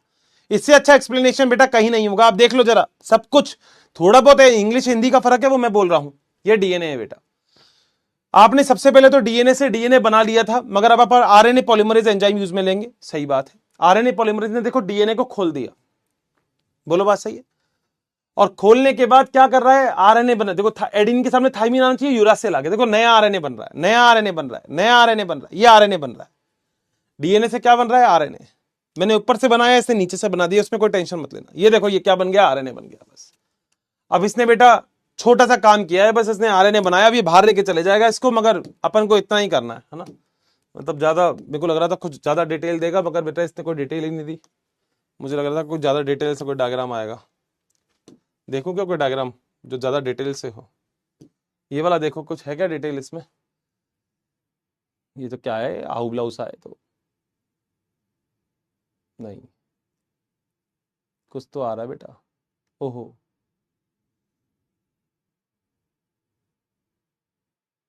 नहीं बेटा ये तो समझ में नहीं आएगा। ये तो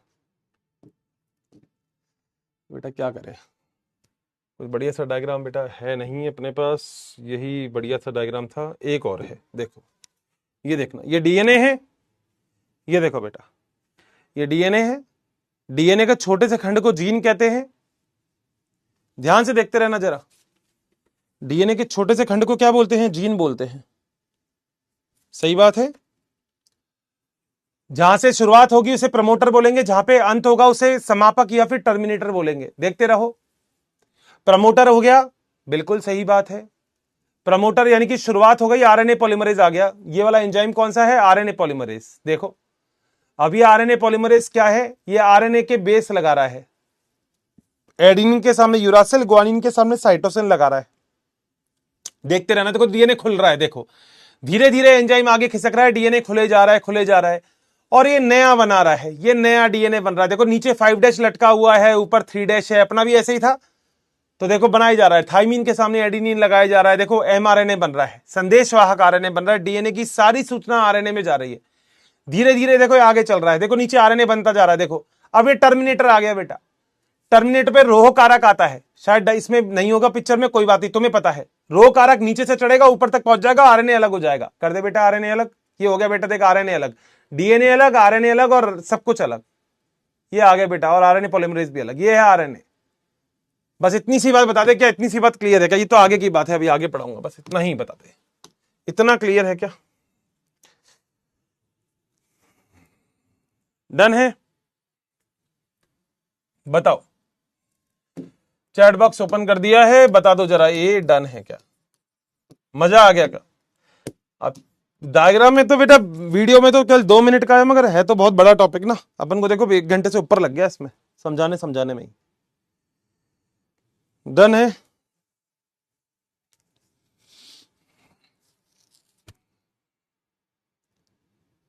क्या कहते हो, मजेदार था? कॉन्सेप्ट क्लियर हुआ क्या? कॉन्सेप्ट कुछ तो बना होगा, 10 20 50% कुछ तो बना ही होगा। चलो सबको तो नहीं आया होगा समझ में, मुझे भी पता है, मगर क्यों नहीं आया वो तो नहीं पता, मगर फिर भी कॉन्सेप्ट तो बना होगा। बोरिंग है? अरे और डांस करके पढ़ाऊं क्या मुस्कान? बोरिंग क्या होता है? ये क्या बोरिंग है बेटा? अरे यार मी बेटा बोरिंग क्या होता है? कहते बोरिंग है सर, डांस करो सर, डांस करो सर, डांस करके पढ़ाओ सर, डांस करके पढ़ाओ सर, बोरिंग लग रहा सर, डांस करो। अच्छा पढ़ लो बेटा ऐसे ही। बोलो क्या पॉइंट क्लियर है? यही चीज एनसीईआरटी ने यहां पे लिखी है, पहले थोड़ा सा पढ़ लेते हैं, थोड़ा सा पढ़ लेते हैं। आ जाओ बेटा, कोई बात नहीं। अब बेटा एक बात आओ, अब वो कहते बोरिंग है, अब बताओ कैसे डांस कर करके पढ़ाऊं क्या मैं? बोरिंग क्या होता है ये बताओ, तुम क्या चाहते हो? कैसे तो डांस करो आप। देखो डीएनए के एक रज्जुक से आनुवांशिक सूचना का आरएनए में स्थानांतरित होना अनुलेखन की अभिक्रिया कहलाती है। ठीक बात है। यहां भी पूरकता का सिद्धांत, पूरकता का मतलब एडेनिन के सामने यूरासिल और ग्वानिन के सामने साइटोसिन होता है, नियंत्रित करता है, जिसमें एडिनोसिन थाइमिन की जगह पे यूरासिल के साथ क्षारक युग्म बनाता है। ये तो आपको सबको पता ही है। प्रतिकृतियन के प्रक्रम के विपरीत किसी भी डीएनए के द्विगुणित होने के बाद अनुलेखन के दौरान एक रज्जुक का आरएनए उसका रूप ले लेता है। बिल्कुल, डीएनए दोहरा रज्जुक था, आरएनए एकल रज्जुक है। बिल्कुल बात सही है। डीएनए की लड़ी व जगहों का पता लगता है जहां जो अनुलेखन में भाग लेते हैं। मैंने बोला था पूरे डीएनए से आरएनए नहीं बनेगा, डीएनए के केवल कुछ भाग से आरएनए बनता है।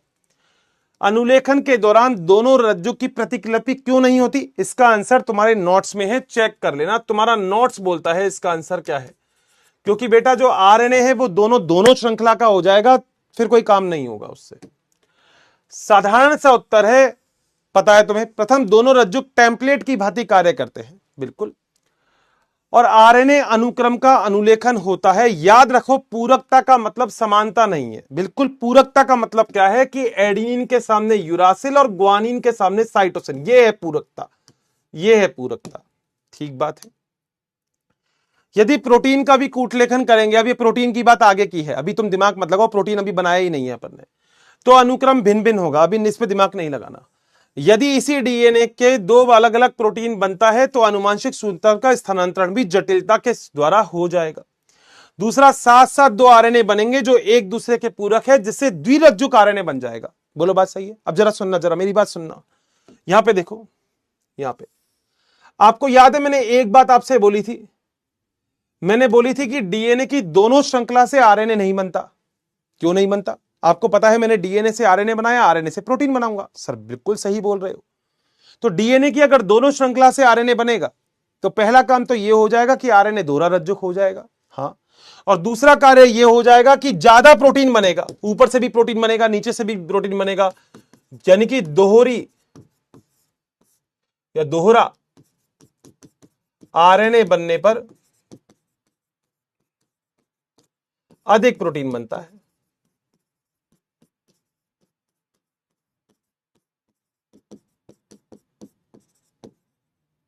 बोलो बात सही है भाई? एक आरएनए से प्रोटीन बनता, अब दूसरे आरएनए से ही प्रोटीन बनेगा, ज्यादा बन जाएगा। ये तो प्रोटीन, हमें इतना प्रोटीन चाहिए ही नहीं। सर बहुत ही बढ़िया बात बोली, मजा आ गया सर इस लाइन में। आ जाओ बेटा, एनसीईआरटी मतलब अपना नोट्स, आ जाओ। डीएनए क्या, कुछ लाइन तो नहीं रह गई बेटा? आरएनए प्रोटीन अनुलेखन नहीं हो पाता और अनुलेखन का प्रयास व्यर्थ चल जाता है। बिल्कुल सही बात है, इसलिए हमेशा एक ही संरचना से आपका आरएनए बनेगा, दोनों से आरएनए नहीं बनता है। बोलो क्या पॉइंट क्लियर है? आ जाओ आगे चलते हैं। अनुलेखन की इकाई क्या होती है, जरा ये समझ लेते हैं। अनुलेखन की इकाई क्या होती है? ये तो वैसे पूरा का पूरा अनुलेखन इकाई में तो मैं समझा दिया था, जिसमें एक होता है उन्नायक प्रमोटर, एक होता है संरचनात्मक जीन स्ट्रक्चरल, एक होता है समापक यानी कि टर्मिनेटर। मैंने पूरे की पूरी चीजों को अपने नोट्स के अंदर यहां पे लिख दिया, पूरा एक्सप्लेनेशन है इस चीज का। अब एनसीईआरटी की लाइन पढ़ने से कंफ्यूजन हो रहा है तो अपने नोट्स पे ही रहना, मैं तो लाइन पढ़ रहा हूं, ठीक है। अनुलेखन इकाई में संरचनात्मक जीन डीएनए का द्विरज्जुक का ही भाग है, द्विरज्जुक के भाग में ही संरचनात्मक जीन पाया जाता है, बीच वाला। विपरीत ध्रुवत्व की तरफ होता है डीएनए निर्भर आरएनए पॉलीमरेज एंजाइम 5' से 3' दिशा की ओर उत्प्रेरित होते हैं। कैसे बोला इसने? ध्यान से देखोगे, अब ये रटना नहीं है बेटा, ध्यान से देखोगे तो नया डीएनए किस संरचना में बन रहा है? देखो 5' से 3', यानी कि जो नया डीएनए बनेगा उसमें नीचे तो 5' है और ऊपर की तरफ 3' आएगा। क्यों? क्योंकि यहां पे 5' था और 5' के सामने अगर आपको बनाना है तो आप 3' ही बना सकते हो। डायग्राम तभी बेटा इतने सारे बनाए हैं कि आपको थ्योरी में दिक्कत नहीं आए। अब एक छोटी सी बात और सुन लो बेटा, जो मैंने तब नहीं बताई थी मगर अभी बता रहा हूं। हर्षित सर अब ध्यान से सुन लेना भाई, देखो तुम्हारे हाथ में है मेरी बात समझना और मेरी बात सुनना, दोनों तुम्हारे हाथ में है और ये बहुत प्यारा कॉन्सेप्ट है। मैंने बोला कि एक कोडिंग रज्जुक को तो नॉन टेम्पलेट बोलते हैं और नॉन कोडिंग को टेम्पलेट बोलते हैं। ऐसा मैंने क्यों बोला वो समझना तुम। देखो मैं समझाता हूं, एनसीईआरटी की थ्योरी समझाता हूं कि दोनों श्रृंखला से आरएनए क्यों नहीं बना। देखो जरा, मान लो अगर आपके पास ये होता डीएनए, बिल्कुल सही बात है, मान लो ये है 3' 5' कुछ भी मान लो ये है मेरे पास 5', ये है 3', ये है 3', ये है 5'। सर बिल्कुल सही। यहां पे मान लो होता है adenine thymine guanine cytosine, adenine thymine guanine, यहां पे होगा thymine adenine cytosine guanine, thymine adenine cytosine. बोलो सही है क्या? मैं ध्यान से जो बोल रहा हूं मेरी बात सुनना।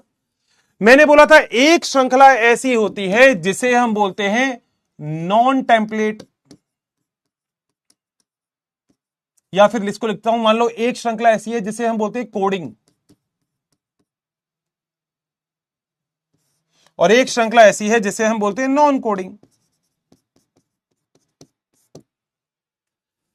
मेरी बात ध्यान से सुनना, देखो जल्दबाजी मत करना, मैं फिर बोल रहा हूं, मैंने यही बताया था, अब ध्यान से सुनना मेरी बात। मैंने आपको यह भी बोला था कि नॉन कोडिंग वो होगी जो आपके काम की नहीं है, कोडिंग वो है जो आपके काम की है। इसका मतलब ये वो संरचना है जो आपके काम की नहीं है, ठीक बात है। मगर नॉन कोडिंग को ही मैंने एक और नाम दिया था टेम्पलेट। यहां पे देख लेना बेटा, दिया था नहीं दिया था तो मना कर दोगे, देखो यहां पे भी लिखा होगा। मैंने दिया था नाम कहां दिया था, देखो नॉन कोडिंग को मैंने नाम दिया था टेम्पलेट और कोडिंग को मैंने नाम दिया था नॉन टेम्पलेट। ये क्यों बोला मैंने बेटा, मुझे पता है थोड़ा सा ज्यादा हो गया होगा, पता है मुझे, मगर कोई बात नहीं, कॉन्सेप्ट समझना बस। अगर ये टेम्पलेट हो गया और ये हो गया नॉन टेम्पलेट, बहुत प्यारी चीज बता रहा हूं, एनसीईआरटी से फिर खेलने लग जाओगे। टेम्पलेट वो होता है जो अभिक्रिया में भाग लेता है, नॉन टेम्पलेट वो होता है जो अभिक्रिया में भाग नहीं लेता। आप सभी लोगों को पता है, ठीक बात है। अब अगर टेम्पलेट अभिक्रिया में भाग लेगा तो क्या इससे आरएनए बनेगा? हां, मान लो मैंने इससे आरएनए बना दिया, क्या बनाया? साइटोसिन के सामने ग्वानिन, यहां पे एडिनिन के सामने यूरासिल, यहां पे एडिनिन, साइटोसिन, ग्वानिन, यूरासिल और एडिनिन। क्या ये आरएनए है? सही है। एक बात बोलूंगा, प्लीज हाथ जोड़ के बोल रहा हूं, ध्यान से सुनना। ध्यान से देखोगे तो ये जो आपको क्रम दिख रहा है, ये ऊपर वाले डीएनए का ही क्रम है।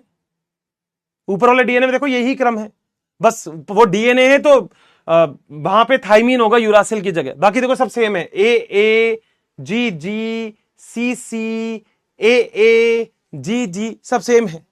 इसका सीधा सा मतलब है, इसका सीधी सी लाइन बोल रहा हूं, जिस श्रृंखला से आरएनए बनता है उसे तो हम नॉन कोडिंग बोलते हैं, मगर जिसके लिए आरएनए, जिसकी सूचना होती है उसके अंदर, उसे हम कोडिंग बोलते हैं।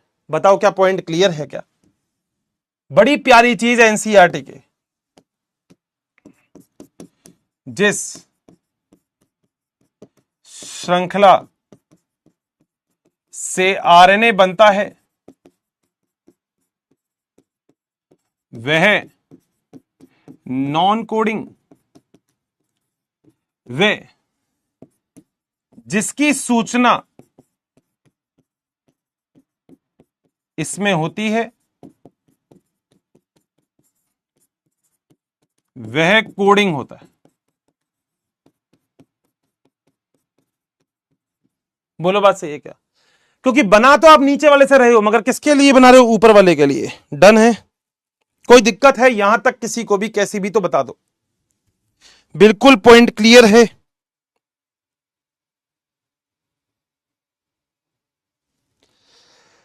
कैसी भी कोई भी दिक्कत नहीं है यहां तक? पॉइंट बिल्कुल ताबड़तोड़ क्लियर है, दिमाग में बैठ गया है मेरा पॉइंट, मतलब ऐसा बैठ गया होगा कि कभी भूलोगे नहीं, अब तो कभी नहीं भूलोगे। जिसके लिए ये मैंने बोला था ना, टेम्पलेट का बताऊंगा क्या होता है। टेम्पलेट क्या होता है? जिससे बना रहे हो, मगर ध्यान से देखोगे तो इसके अंदर सारा क्रम ऊपर वाले का ही है, बस इतनी सी बात है। और यही चीज आपकी एनसीईआरटी की यहां पे थ्योरी में लिखी हुई है, आ जाओ जरा पढ़ लेते हैं। रज्जुक जिसमें ध्रुव 3' से 5' होता है वह टेम्पलेट की भांति कार्य करता है, जिसे हम टेम्पलेट रज्जुक बोलते हैं। और दूसरा जो 5' जो 3' होता है, आरएनए जैसा थाइमीन के स्थान पे बस यूरासिल आ जाएगा, इतना सा फर्क आता है। बिल्कुल सही बात है। अनुलेखन के दौरान स्थानांतरित हो जाता है। यह रज्जुक जो किसी भी चीज के लिए कूटलेखन करता है उसे कूटलेखन रज्जुक कहते हैं। स्ट्रक्चरल जीन बीच वाला। सभी उपयुक्त बिंदु जो अनुलेखन के कूटलेखन को रज्जुक से बने होते हैं, उन बिंदुओं को हम यहां पे अनुलेखन को नीचे दिखाया गया है। जैसे यहां पे एक एग्जांपल दिया हुआ है, 3' और 5' बना रखा है। ये वही है, adenine, thymine, guanine, cytosine, adenine, thymine, वही है। तो सीधी सी बात है, आप बना सकते हो। इसमें खंड देखना, 3' और ये 5', बोलो बना लोगे क्या? ये तुम्हारा होमवर्क है, ये तुम्हारा क्या है? ये होमवर्क है, अगली क्लास में मैं बताऊंगा।